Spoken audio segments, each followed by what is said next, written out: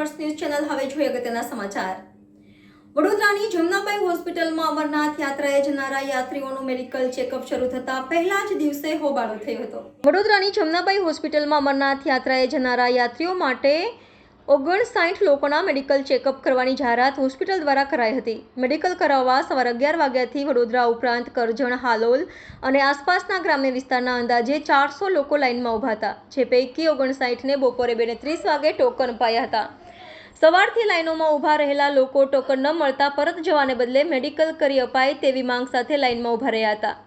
Hospital દ્વારા માત્ર 50 લોકોને મેડિકલ કરી અપાશે અને માત્ર એક ડોક્ટર છે, જેથી તેઓ પણ અસમર્થ હોવાનું જણાવતા રોષે ભરાયેલા લોકોએ બમ બમ ભોલેનો જયઘોષ કર્યો હતો।